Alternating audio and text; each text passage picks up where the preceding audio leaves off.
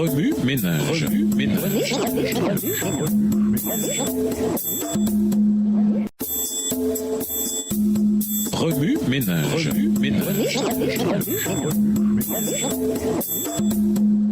Bienvenue dans votre émission Remue ménage. Voilà la leçon de vendredi, la révélation d'un Dieu personnel.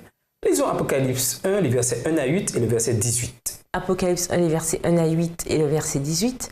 Révélation de Jésus-Christ que Dieu lui a donnée pour montrer à ses serviteurs les choses qui doivent arriver bientôt et qu'il a fait connaître par l'envoi de son ange à son serviteur Jean, lequel a attesté la parole de Dieu et le témoignage de Jésus-Christ, tout ce qu'il a vu.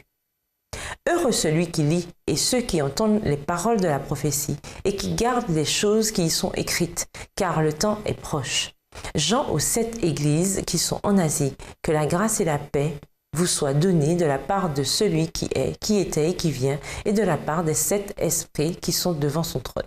Et de la part de Jésus-Christ, le témoin fidèle, le premier-né des morts et le prince des rois de la terre, à celui qui nous aime, qui nous a délivrés de nos péchés par son sang.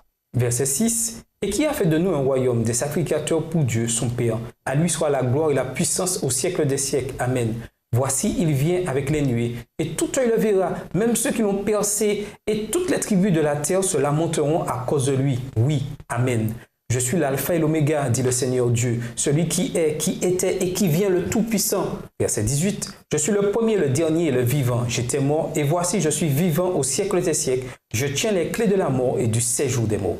Pour conclure, dans notre étude des prophéties de l'Apocalypse, il est facile de nous perdre dans les formalités. Apocalypse 1, les versets 1 à 8, nous donne un aperçu du véritable sujet, un Dieu personnel et fidèle. L'Apocalypse proclame « Je suis le vivant ». Verset 18. « Et le Christ nous aime et il nous a délivrés de nos péchés par son sacrifice ». Au verset 5.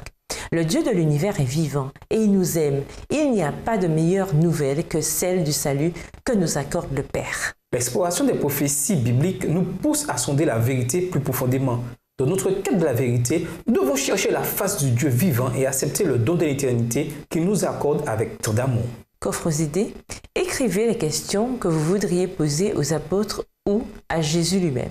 Ces questions peuvent-elles recevoir une réponse par une étude plus poussée des Écritures? Utilisez votre support artistique préféré, aquarelle, typographie, etc.